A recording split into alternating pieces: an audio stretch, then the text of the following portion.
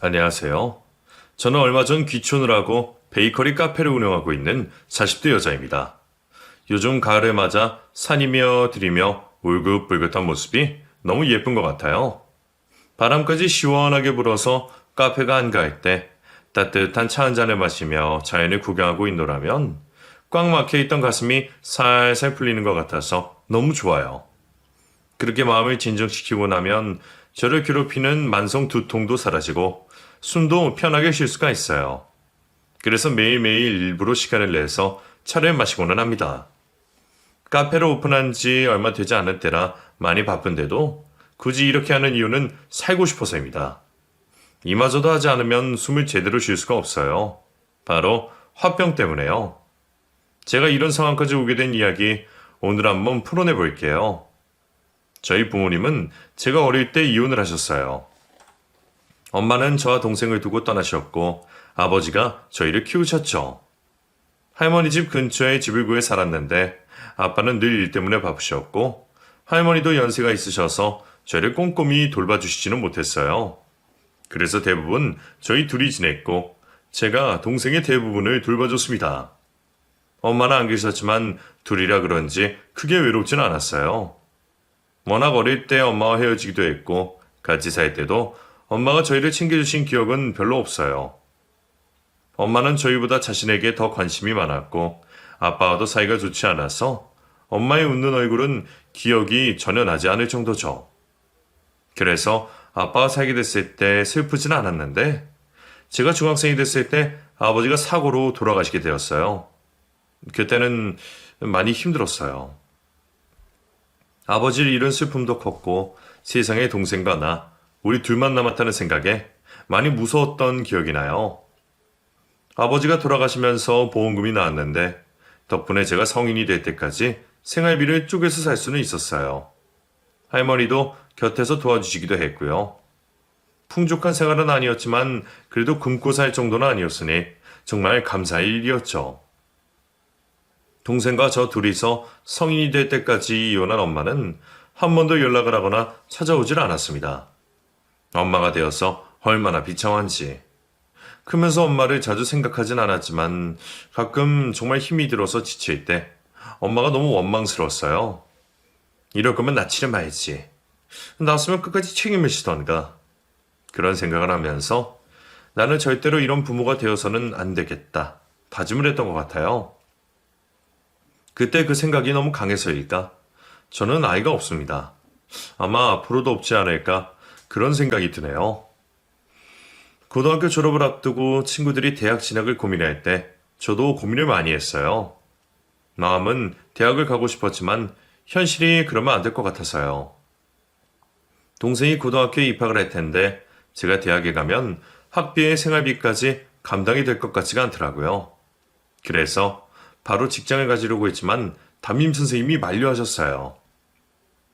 은정아, 네가 부담이 큰 건 알겠다만 그래도 대학으로 진학을 해야 하지 않을까 싶구나. 선생님 생각에 전문대라도 가는 게 어떨까 싶다. 네 성적이면 전액 장학금을 누려볼 수도 있을 거야. 등록금이 해결된다면 어느 정도 해볼 만하지 않을까 싶은 생각이 들었어요. 대학 졸업장이라도 하나 있으면 더 좋은 직장을 구할 수 있지 않을까 그런 생각이 들었죠. 그래서 전문대로 진학을 했는데 등록금이 해결되어도 만만하지 않았어요. 동생과 함께 쓸 생활비를 감당해야 했으니까요. 고등학교에 입학한 동생은 다행히 어긋나지 않고 착실하게 학교를 잘 다녀주었고 그런 동생에게 공부 말고 다른 일을 신경 쓰고 싶게 하지 않았어요. 그러니 모든 금전적인 문제는 제가 다 해결해야 했죠. 전문대로 진학했기에 2년 만에 졸업하는 대학을 3년에 걸쳐 졸업을 하게 되었는데 중간에 휴학을 한 번 했기 때문이에요. 휴학해서 생활비를 벌고 난 뒤에 다시 복학해서 나머지 1년을 다녀서 졸업을 했죠. 졸업을 앞두고 취업 때문에 여기저기 알아보고 다닐 때 친구가 아르바이트를 부탁했어요. 은정아, 하루당 7만 원이야. 괜찮지 않냐? 부탁이 일주일만 대신해주라, 응? 나 바쁜 거 알면서. 나도 갑자기 이렇게 날짜가 잡힐 줄 몰랐지. 다시는 부탁 안 할게, 어? 휴학했을 때 친구 따라 아르바이트를 한 적이 있었어요. 모델하우스 안내하는 알바였는데 당시 일당으로 제법 큰 돈이었죠. 고액 일당에 몇 달 알바를 했었는데 친구가 남자친구랑 여행을 간다면서 저에게 부탁을 한 거였어요. 취업 때문에 면접도 여러 개 잡혀있는 상황이라 거절하고 싶었지만 일당이 또 탐나더라고요. 그래서 일을 대신해주게 되었어요. 해본 일이라 어렵진 않았고 며칠만 해주면 됐기에 편한 마음으로 일을 했더니 업체 담당자가 저에게 같이 일할 생각이 없냐고 제안을 했어요. 바로 정규직으로 채용을 해준다는 소리에 귀가 번쩍 뛰더라고요. 그리고 연봉도 당시 여자 연봉치고는 높은 금액이었고요. 많이 고민할 것도 없었어요. 돈 많이 준다는데 찬밥 더운밥 가릴 처리가 아니었으니까요. 그렇게 시작한 첫 직장에서 저는 제 인생에서 절대로 잊을 수 없는 한 사람을 만나게 되었어요. 그 사람은 직장에서 저와 함께 일했던 동료였고 저의 첫사랑이었어요. 저보다 2살이 많은 그와 함께 일하면서 가까워졌고 아버지가 돌아가신 이후로 혼자서 가장의 역할을 해야 했던 저에게 버팀목이 되어준 사람이었어요. 오늘 아버지 기일 아냐? 맞아. 기억하고 있었어? 당연하지. 오늘 퇴근하고 같이 마트 가서 장 보자. 음식해서 제사 지내려면 서둘러야겠다. 장은 어제 도민이랑 봐놨어. 집에 가서 바라면 돼. 그랬어? 나한테 얘기도 안 하고? 나 서운해지려고 하는데. 그 사람은 제 일을 마치 자기 일처럼 여겼고 조금이라도 제가 힘들까봐 늘 마음을 써줬어요. 동생 용돈도 마치 자기 동생인 것처럼 챙겨주고 집에 남자 손이 필요한 일은 먼저 나서서 해주고는 했죠. 아버지가 돌아가신 후 무슨 일이든 혼자 해내야 했던 저였기에 저를 챙겨주는 그 사람이 너무 고마웠어요. 그리고 의지를 했고요. 남동생도 마치 친형처럼 잘 따랐기에 가족 아닌 가족 같은 그런 사이가 되었죠. 우리가 4년 정도 연애를 했을 때 저는 청혼을 받았어요. 평생 같이 살자고 말해주는 그 사람이 얼마나 고맙고 사랑스럽던지. 그 사람과 결혼 생활이 기대가 되고 또 우리 사이에 태어날 아이와 꾸릴 가정이 너무나 기대가 됐어요. 태어나서 그렇게 행복했을 때가 없었는데 정신을 차리고 나니 어느새 불행이 저희 앞에 불쑥 다가와 있었어요. 그 불행은 전혀 생각지도 않은 불치병이었죠. 그날은 군대에 간 동생이 휴가를 나오는 날이었어요. 집 정리도 하고 동생 먹을 것도 챙겨놓는다고 연차를 썼는데 회사 동료에게서 전화가 왔어요. 은정씨, 김대리님 구급차에 실려갔어. 네? 그게 무슨 말이에요? 나도 잘 모르겠는데 갑자기 피를 토하고는 쓰러지셨대. 피를 흘리며 쓰러졌다는 말에 눈앞이 캄캄해졌어요. 대체 이게 무슨 영문인지 마음이 급해진 저는 정신없이 병원으로 달려갔고 그곳에서 창백한 얼굴로 눈을 감고 있는 그 사람을 마주하게 되었죠. 의사 선생님께 전해들은 그 사람의 병명, 급성 백혈병. 생각도 못한 병 이야기에 그도 저도 망연자실할 수밖에 없었어요. 그 사람의 병은 급성으로 발병된 백혈병이었고 더 심각한 건 희귀성이라는 거였어요. 의학이 발달되었으니 이 병도 고칠 수 있을 거라고. 암도 고치는 세상인데 백혈병쯤이야 나을 거라고 생각했지만 그건 저의 오산이었어요.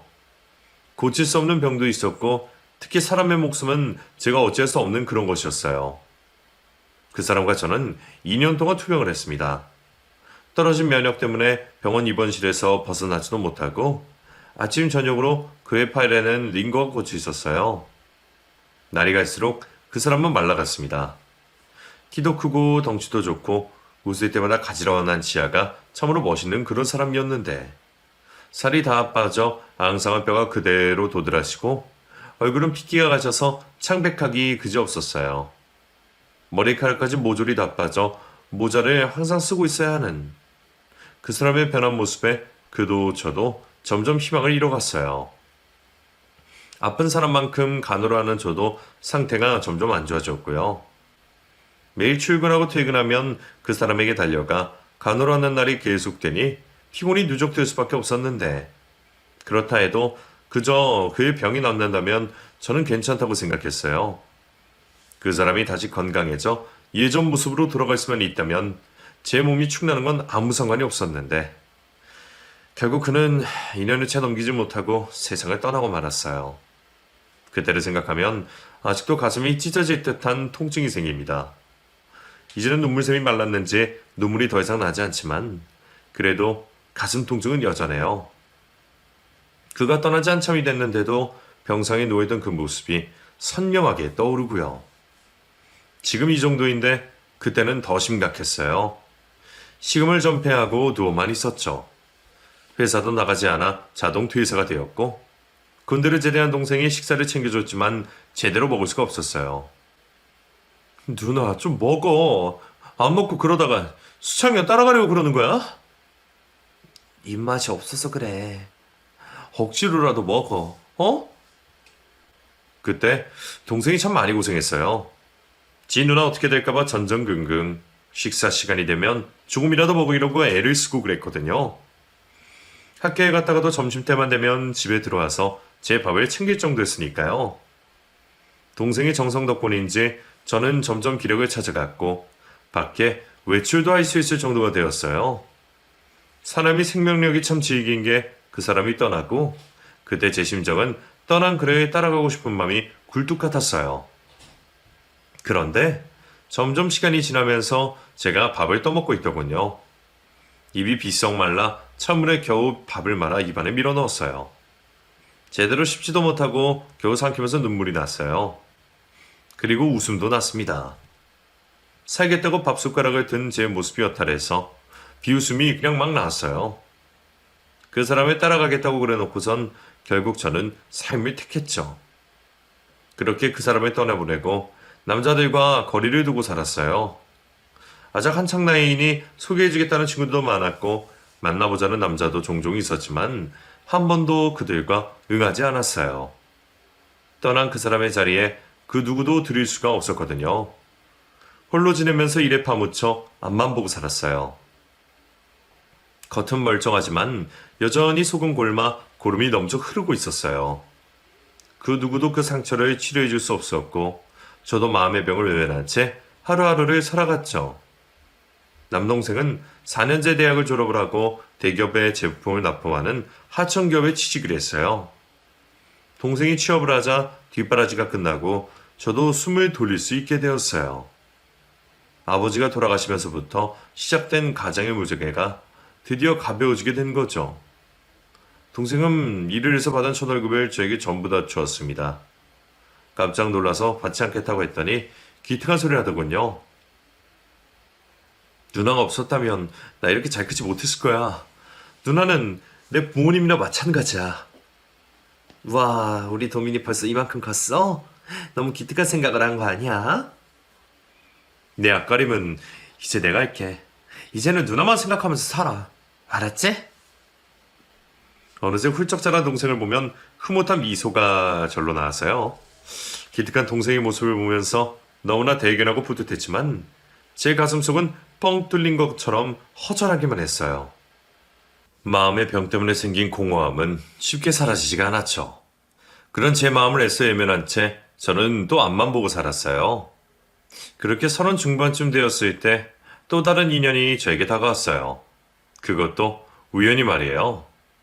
어? 너 누구니? 저는 김태종 과장님 딸인데요. 아, 네가 은영이구나. 급한 업무가 밀려서 주말도 반납하고 출근했던 날, 그 아이를 처음 만났어요. 같은 팀에 일하는 과장님의 딸이었는데 주말 근무라 같이 사무실에 온 것 같았어요. 초등학생 3학년쯤 되어 보이는 아이는 표정이 왠지 어두웠고 아빠 따라 회사에 온 게 불만인 것 같았어요. 놀이공원에 같이 가기로 했다가 회사에 왔다는 아이의 얘기를 들으면서 왠지 치근한 마음이 생겼습니다. 그래서 같이 시간을 보내줬어요. 아이가 그림 그리는 것을 좋아한다고 하길래 이면지에 같이 그림을 그리면서 놀았어요. 우와, 아줌마 그림 잘 그리시네요. 그래? 아줌마도 그림 그리는 거 좋아해서 어릴 때 많이 그리고 놀았어. 아줌마, 엘사 그려주세요. 엘사요. 그림을 같이 그리고 노는 동안 아이의 표정이 많이 밝아졌어요. 그리고 묻지도 않은 얘기들을 제자에 떠들기 시작하더군요. 한참을 그렇게 시간 보내는 동안 과장님 업무가 끝나셨는지 우리 자리로 가까이 오셨어요. 이런, 우리 은영이 때문에 노대리가 일을 못했네. 미안해요. 아닙니다, 과장님. 은영이 덕분에 저도 오랜만에 많이 웃었어요. 그래? 그렇다면 다행이네. 점심때도 한참 지났는데 식사 전이죠? 같이 나가서 밥 먹어요. 내가 살게. 네, 고맙습니다. 그날 셋이서 같이 점심을 먹는 동안 분위기가 참 화기애애했어요. 아이가 하나 끼었을 뿐인데 분위기가 확 바뀌더군요. 아이는 처음 저에게 보였던 경계심이 다 사라지고 제 앞에서 편하게 얘기를 했고 아이와 대화하는 게 저도 편하고 재미있었어요. 그날이 계기가 되어서 우리는 주말 근무 때마다 만나게 되었고 과장님과도 가까워지게 되었어요. 아이와 주말에 만날 때도 있었지만 평일에 일이 끝나고 술이나 저녁을 같이 먹는 날도 생겼죠. 데이트를 하는 건 아니었어요. 그냥 서로 말이 통했다고나 할까? 과장님도 알고 봤더니 속사정이 있는 분이더라고요. 아이가 있어서 당연히 사모님이 계신 줄 알았는데 듣고 보니 미용부셨더라고요. 과장님, 대단하세요. 그 갓난쟁이를 혼자 어떻게 키우셨어요? 그럼 어떡해. 나도 애 엄마가 그렇게 떠나버릴 줄은 꿈에도 몰랐지. 그래도 어머니가 도와주셔서 일을 계속할 수 있었어. 엄마가 나 때문에 고생을 많이 하셨어. 과장님과 얘기를 나누면서 저도 제 속에 꽁꽁 싸매놨던 이야기를 풀어내기 시작했어요. 그 사람을 떠나보내고 한 번도 꺼내지 않았던, 아니, 꺼내지 못했던 얘기가 어쩐 일인지 술술 나오더라고요. 시작하지 않았다면 모를까 막상 말을 꺼내기 시작하니 멈출 수 없이 이야기가 나왔고 과장님 앞에서 눈물 콧물 다 빼면서 쏟아냈어요. 과장님은 제가 힘들어하는 모습을 보며 다독여 주셨고 저를 위로해 주셨어요. 저를 탓하지도 않으셨고 그렇다고 불쌍하게도 보지 않으셨죠. 그래서 더 편하게 제 얘기를 할 수 있었던 것 같아요. 있는 그대로 저를 봐주는 것 같아서요. 그날부터 저희는 더 가까워졌고 과장님의 딸과도 자주 보게 되었어요. 태어날 때부터 엄마가 없던 아이. 그래서인지 저의 애정을 갈구하는 게 느껴졌고 그런 아이가 마음에 쓰이기 시작했어요. 차마 그 눈길을 외면할 수 없었던 저는 결국 과장님과 연인이 되었고 2년 뒤 그 아이의 새엄마가 되었습니다. 과장님, 그러니까 그 사람과 결혼을 결심했을 때 남의 자식 키우는 거 아니라는 주변 지인들의 말이 정말 많았어요. 처녀가 어디 남의 자식을 키우려고 그래? 왜 딸인 남자한테 시집가려고 하냔 말이야. 그냥 총각 만나서 결혼하지.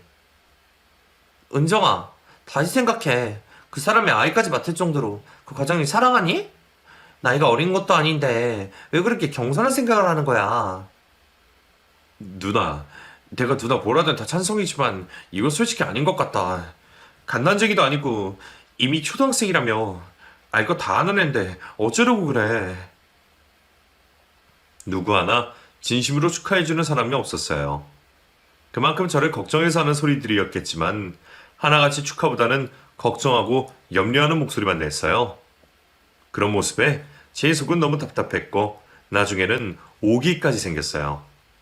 내가 보란 듯이 잘 사는 모습을 보여줘야겠다. 이런 오기 말이에요.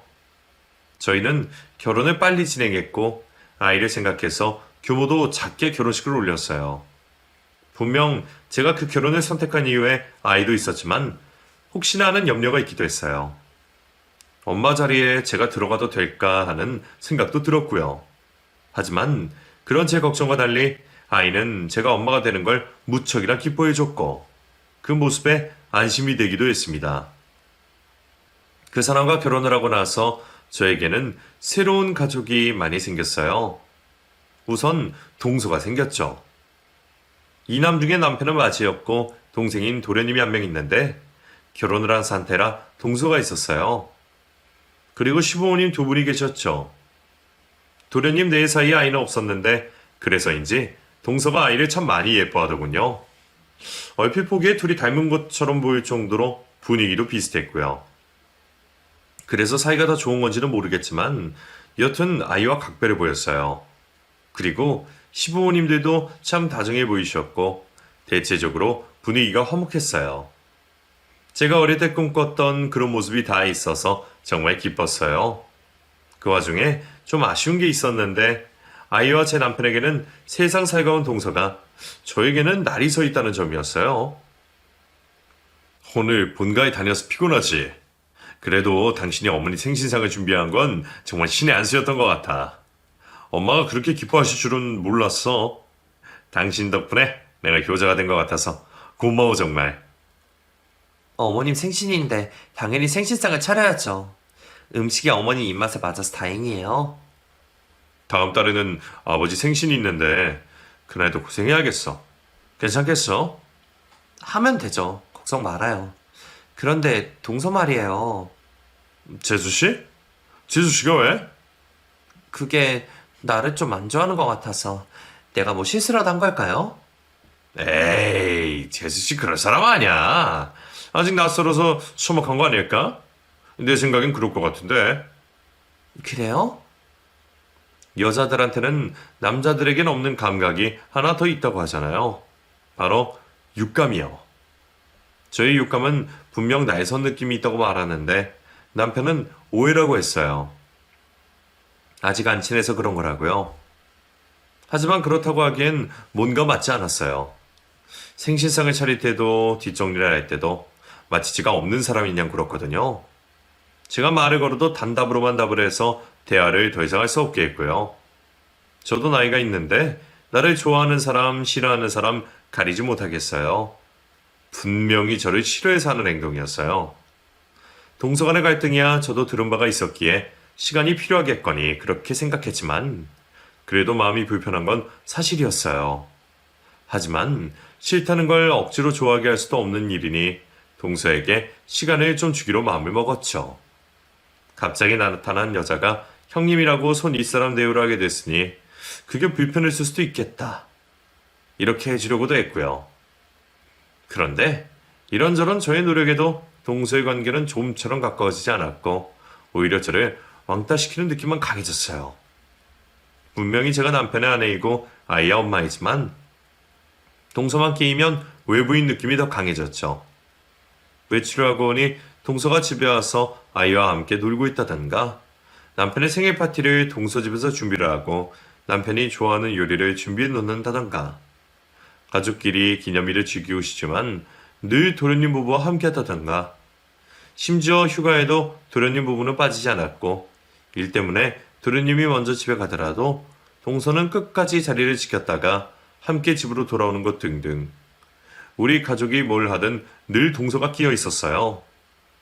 불편한 마음에 남편에게 말을 하면 엄마의 빈자리를 예전부터 대신해준 고마운 재수씨라는 말로 두둔하는 태도를 보이니 저도 제 자리를 제대로 잡을 수가 없었어요. 모르는 사람이 보면 제가 아니라 동서가 아이 엄마인 줄 알 정도로요. 그 정도로 관계가 심각했어요. 제 주변 지인들이 다 말린 결혼식을 제 고집으로 한 거잖아요. 그래서 결혼 생활을 잘 알고 있는 모습을 보여주고 싶었어요. 그런데 제 뜻대로 잘 되지 않으니 나중에는 체념을 하고 받아들이게 되더군요. 제가 아무리 불편하다고 해도 남편이 제 편이 아니니 아무 소용이 없었고 저도 상황을 바꾸려는 노력을 더는 하지 않게 되었어요. 결혼 생활을 하면 할수록 웃음도 줄어들고 말수도 줄어들게 되었고요. 그렇게 몇 년이 흐르고 도련님 부부에게 큰일이 생겼어요. 아이가 없어도 참 인고 부부라고 생각했는데 어느 날 이혼을 한다고 하더군요. 시부모님도 이혼 소식에 깜짝 놀라 두 사람을 불러 타일러 보시는 것 같았지만 결국엔 이혼을 하고 말았고 그 뒤로 도련님은 시댁의 발걸음을 끊었어요. 형과도 연락을 하지 않는 것 같더라고요. 갑작스런 두 사람의 변화에 저도 많이 놀랐는데 더 이상한 것은 도련님이 저에게 남긴 문자 메시지였어요. 형수, 형 믿지 마세요. 밑도 끝도 없는 문자 내용에 전화를 걸었지만 도련님은 받지 않더군요. 이상한 느낌이 들었지만 아이가 동서가 없어진 걸 알고 분리불안을 느끼는 탓에 더 이상 신경을 쓰지 못하고 상담센터를 찾아다니며 아이를 돌보기에 바빴어요. 동서와 워낙 가까이 지내서인지 아이의 분리불안증은 심각했어요. 어린아이도 아니고 초등학생인데도 증상이 심각하고 치료가 잘 되지 않자 남편은 아이와 주말마다 캠핑장을 다니기 시작했어요. 나도 같이 가야 하는 거 아니야? 둘이 있는 것보다는 셋이 나을 것 같은데. 내 생각에는 나랑 단둘이 있는 것도 좋을 것 같아. 내가 당신이랑 결혼하고 아이랑 둘이 있는 시간이 없었으니까. 그래도 여보, 내가 생각이 있어서 그래. 걱정하지 말고 당신도 주말 동안 하고 싶은 일 하면서 편하게 쉬어. 알았지? 저만 쏙 빼놓고 둘만 캠핑을 다녔어요. 남편이 아이를 위해서 그렇게 하기로 한 거겠지만 저는 내심 서운했죠. 왠지 선을 긋는 것 같아서요. 엄연히 저도 부모인데 아이 문제에 있어서만큼은 늘 배제시키니 기분이 좋을 리가 없었어요. 그 부분을 남편에게 말하고 싶었지만 아이를 위해서 그런다고 하니 더 이상 할 말도 없었죠. 그렇게 부녀 만에 캠핑이 시작되었고 주말마다 저는 집에서 혼자 있어야 했어요. 처음에는 저도 제 취미 생활을 해보려고 했어요. 하지만 감정이 상해서인지 하는 것마다 집중을 제대로 할 수가 없었어요. 결국 아무도 없는 집에서 혼자 주말을 보내게 되었죠. 그렇게 혼자 있다가 보면 참 여러 가지 생각이 떠오릅니다. 물론 대부분의 생각이 부정적인 것들이고요. 생각에 꼬리를 물고 있다 보면 늘 내가 왜 결혼을 했는가 이런 생각들이었어요. 그러다가 일요일 저녁 부녀가 돌아오면 뒤치다꺼리를 하다가 또 하루하루를 살게 되고 그런 일상의 반복이었어요. 남편 말대로 캠핑이 정말 효과가 있었는지 캠핑 이후로 아이의 상태가 좋아졌고 상담센터도 더 이상 가지 않아도 될 정도로 좋아졌어요. 점점 생활도 안정되어 가고 저와 아이의 관계도 좋아졌죠. 이대로만 가면 걱정 없겠다 싶었는데 일이 또 터져버렸어요. 그날도 주말에 맞아 남편과 아이가 캠핑을 갔다가 돌아오는 날이었어요. 계절이 겨울로 넘어갈 때라 추웠고 저녁에 따뜻한 음식을 먹이려고 한창 식사 준비를 하는데 아무리 기다려도 남편이 오지 않았죠. 통화를 해야겠다 싶어 전화기 든 순간 전화벨이 울려 깜짝 놀랐어요. 여보세요? 여보, 왜 이렇게 안 와요? 지금 은영이가 없어졌어. 경찰에 신고하고 찾는 중이야. 뭐라고요? 그게 무슨 말이에요? 남편은 다시 전화를 하겠다며 기다리라고 하고는 전화를 끊었어요. 너무 갑작스러운 일이라 당황한 저는 남편이 다시 전화할 때까지 하염없이 기다릴 수밖에 없었죠. 그날 연락을 기다리며 밤을 꼬박 새웠어요.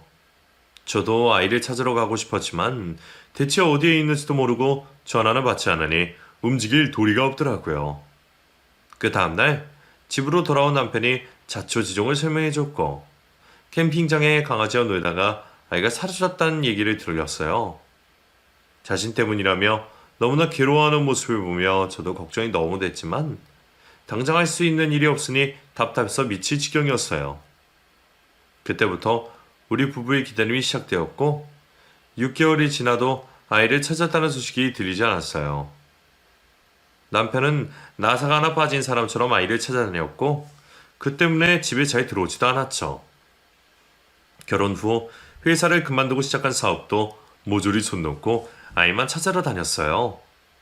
상황이 이쯤 되니 집안 가게도 서서히 무너지기 시작했죠. 생활비가 점점 줄어들었고 나중에는 통장 잔고가 바닥이 나게 됐어요. 그런데 남편에게 생활비 얘기를 할 수가 없었어요. 피가 섞이지 않은 저도 실종된 아이 때문에 힘든데 남편은 얼마나 힘들까 싶어서 돈 얘기를 못하겠더라고요. 어떻게 할까 고민을 하다가 제가 일을 다시 시작해야겠다는 생각이 들었어요. 결혼하면서 남편의 권유로 일도 그만둔 상태였거든요. 그래서 할 수 있는 일을 찾아다녔는데 원래 하던 일을 다시 할 수는 없었어요. 나이가 들었고 잠시 쉬었던 탓에 저를 뽑아주는 것도 없었어요. 마음먹은 대로 되지 않자 다시 일하기로 했던 마음이 약해졌어요. 알아보는 과정이 너무 힘들더라고요. 그래서 무기력해져 있던 찰나 남편에게서 아이가 죽은 것 같다는 말을 듣게 됐어요. 아무래도 우리 은영이 죽은 것 같아. 단념해야겠어. 그게 무슨 소리예요? 남들은 다 포기해도 당신은 포기하면 안 되죠. 나도 지친다. 남편은 더 이상 헛된 희망을 갖고 싶지 않다며 아이를 포기하겠다고 했고 그 소리에 펄쩍 뛰었지만 말을 듣지 않았어요. 그러고는 마음을 추스리기 위해 여행을 다녀오겠다고 했어요. 어디로 가는지 언제 돌아오는지도 알 리가 없고 떠나버린 남편. 고통 때문에 그랬겠지만 아무리 그래도 무책임하게 행동하는 모습에 정말 많이 실망했죠. 제가 그러든지 말든지 남편은 호련히 떠나버렸고 저는 너무 황당해서 시댁을 찾아갔지만 시부모님들도 아들이 어디로 갔는지 잘 모르겠다고 하셨어요. 둘째 아들에 이어 첫째까지 마음고생으로 방황을 하니 시부모님도 많이 힘들어하셨어요. 가장이 갑자기 사라지자 저만 덩그러니 남게 되었어요. 이 무슨 기구한 인생인가 싶더군요. 부모님에 이어 남편에게까지 버림받았다는 사실이 저를 미치게 했어요. 그런데 문제는 더 큰 데 있었어요. 남편으로부터 모든 금전적인 지원도 다 끊어져 버렸다는 사실이요. 당장 다음 달 공과금과 대출이자를 낼 돈도 바닥이 나 있는 상황에 정말 앞이 캄캄해졌어요.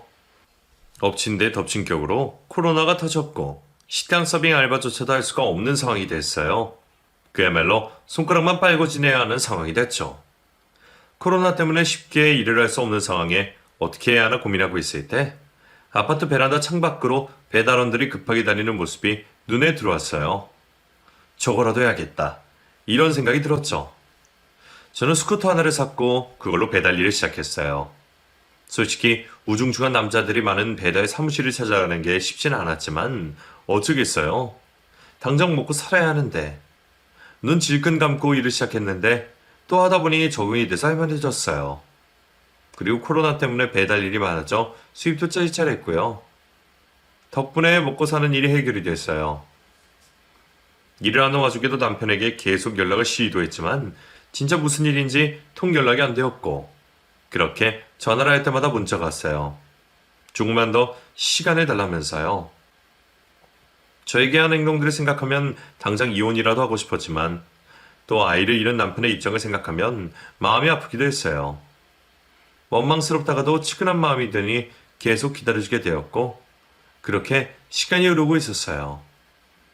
그러다가 드디어 사건의 진실이 드러나는 일이 생겼어요. 세상에 비밀은 없다더니 저는 아주 충격적인 상황을 마주하게 되었어요. 그날은 하늘에 구멍이라도 뚫린 것처럼 억수같이 비가 오던 날이었어요. 비가 많이 와서 일거리도 없고 해서 일찍 일을 마칠 생각이었는데 콜이 하나 떴죠. 익숙한 주소였고 가만 보니 도련님과 헤어진 동서가 음식을 시킨 것 같았어요.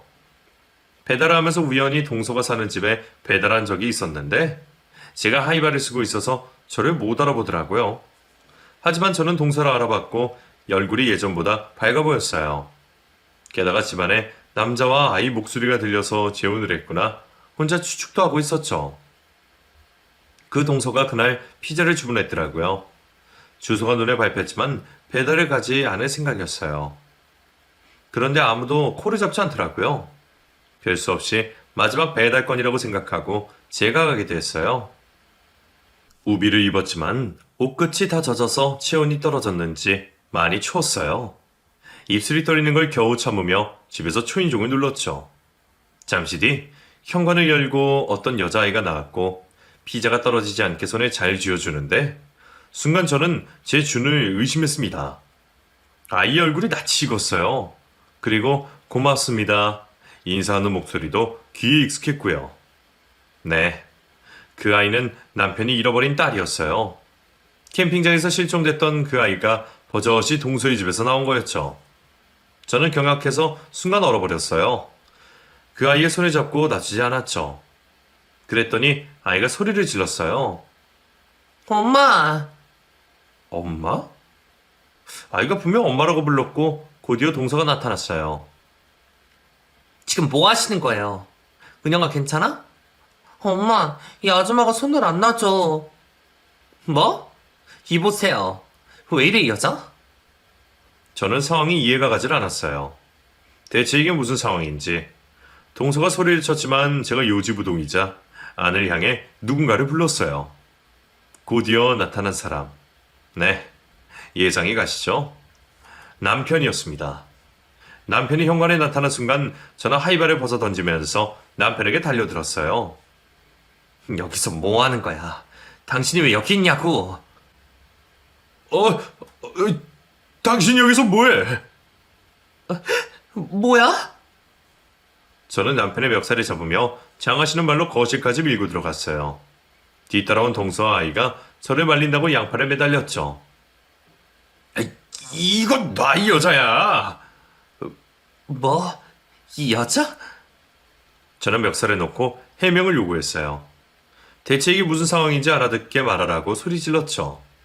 이어 남편과 동서는 제 앞에서 눈치를 보며 이실직고를 했고 자취중을 들은 저는 말도 안 되는 상황에 기가 찼습니다.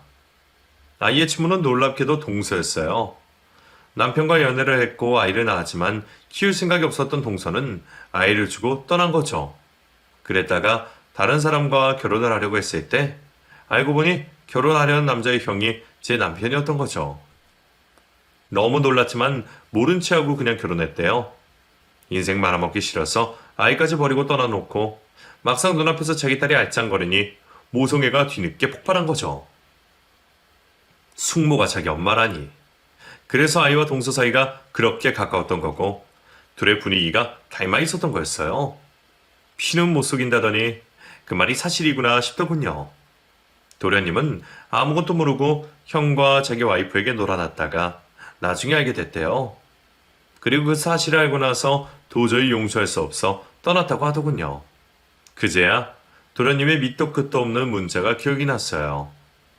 그 모든 상황을 알고 나서 나에게 언지를 주고 갔던 거예요. 여러분은 이 상황이 이해가 되세요? 사람의 기만 해도 분수가 있지. 어쩜 둘이서 사람을 이렇게 병신으로 만들 수가 있는지. 미안해요, 정말. 나도 다 잊고 새 출발하려고 했어요. 그래서 이혼됐던 건데 도저히 아이가 어른거려서 인연을 끊을 수가 없었어요. 진짜 답 없는 여자네. 그럼 당신 이렇게 멀쩡히 살아있는 애를 왜 실종됐다고 하고 죽었다고 한 건데, 어? 그게 제 질문에 남편은 아니 그 인간이 우물쭈물했어요. 모자란 사람처럼 말을 덧없는 행색이 놀란 마음이 진정이 안 된 것 같더군요. 그 모습을 보면서 문득 든 생각이 나를 따돌리려고 그랬구나 싶었어요. 나 때문에 그런 거야?